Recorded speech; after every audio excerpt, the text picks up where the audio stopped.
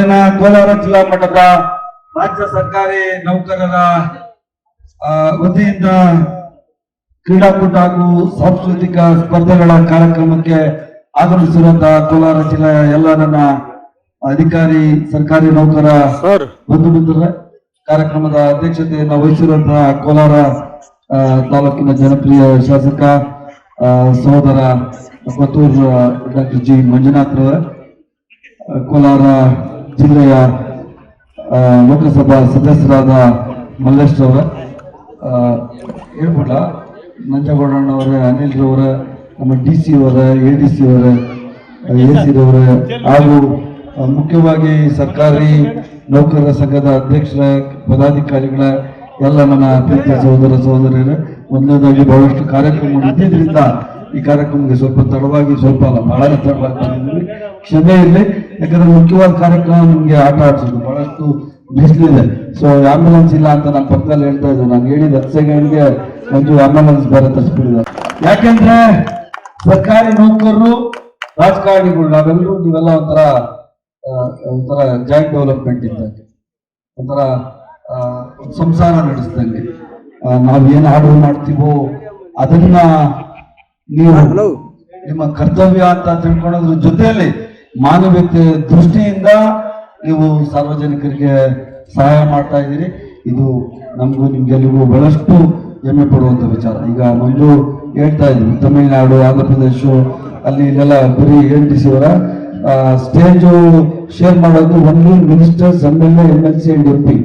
ಯಾವ ಸರ್ಕಾರಿ ನೌಕರನ್ನ ಪಕ್ಕದಲ್ಲಿ ಕೂಡಿಸ್ಕೊಳ್ಳೋದಂತೆ, ಆದ್ರೆ ಕೂಡಿಸ್ಕೊಂಡು ಇಲ್ವಂತೆ. ಆದ್ರೆ ನಮ್ಮ ರಾಜ್ಯದಲ್ಲಿ ನಾವು ಅವೆಲ್ಲರೂ ಒಂದೇ ಅಂತ ಹೇಳೋದಷ್ಟೇ ನಮ್ಮ ಉದ್ದೇಶ ಆಗಿರ್ತದೆ.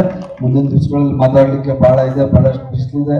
ಆಟ ಆಡೋದಷ್ಟೇನೆ ಇಲ್ಲಿ ನಾವು ಪ್ರಾಮುಖ್ಯತೆ ಕೊಡ್ಬೇಕಾಗಿರೋದು ಸ್ಪೋರ್ಟ್ಸ್, ಕ್ರೀಡಾ ಮನೋಭಾವ ಅಂತಾನೆ ಎಲ್ಲಾನು ನಾವು ರೆಗ್ಯುಲರ್ ನಮ್ಮ ಇದ್ರಲ್ಲೇ ನಾವು ಬೆಳೆಸ್ತಾ ಇರ್ತೀವಿ. ಎಲ್ಲಾನು ಸ್ಪೋರ್ಟಿವ್ ಆಗಿ ತಗೋಬೇಕು ಅಂತ.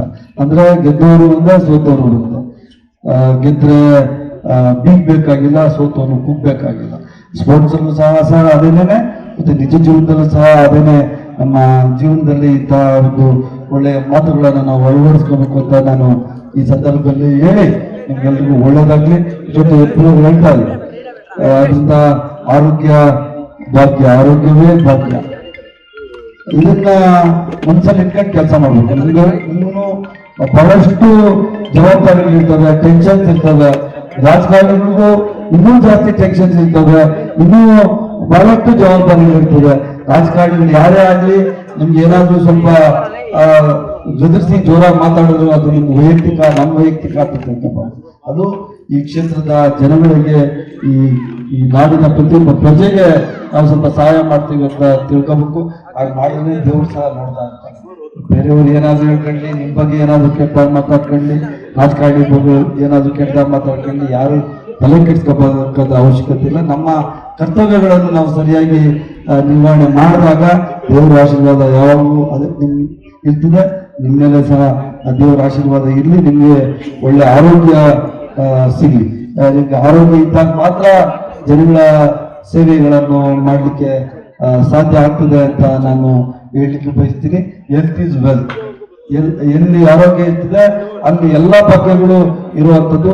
ಈ ಹೆಲ್ತ್ ಈಸ್ ವೆಲ್ತ್ ಅನ್ನೋದನ್ನ ನಾವು ನಿಜ ಜೀವನದಲ್ಲಿ ಅಳವಡಿಸ್ಕೊಂಡು ನಾವು ಸಾರ್ವಜನಿಕರ ಸೇವೆಯ ಜೊತೆ ಒಳಗಡೆ ನಮ್ಮ ಆರೋಗ್ಯಗಳನ್ನ ಸರಿಯಾಗಿ ಕಾಪಾಡಿಕೊಂಡು ಸಮಾಜ ಸೇವೆಯನ್ನು ಮಾಡೋಣ ಅಂತ ನಾನು ಈ ಸಂದರ್ಭದಲ್ಲಿ ಹೇಳಿ ಈ ಕಾರ್ಯಕ್ರಮಕ್ಕೆ ನನಗೂ ಸಹ ನಿಮ್ಮೊಟ್ಟಿಗೆ ಕರೆದು ಭಾಗವಹಿಸಲಿಕ್ಕೆ ಅವಕಾಶ ಮಾಡಿಕೊಟ್ಟಿದ್ದಕ್ಕಾಗಿ ಕೋಲಾರ ಜಿಲ್ಲೆಯ ಎಲ್ಲ ಸಮಸ್ತ ನನ್ನ ರಾಜ್ಯ ಸರ್ಕಾರಿ ನೌಕರರ ಸಂಘ ಪದಾಧಿಕಾರಿಗಳು ಯಾರು ಎಲ್ಲ ಭಾಗವಹಿಸಿದಾರಲ್ಲ, ನಾನು ನಿಮ್ಗೆಲ್ರಿಗೂ ಒಳ್ಳೇದಾಗಲಿ ಅಂತೇಳಿ ನಾನು ಮಾತು ಮುಗಿಸ್ತೀನಿ.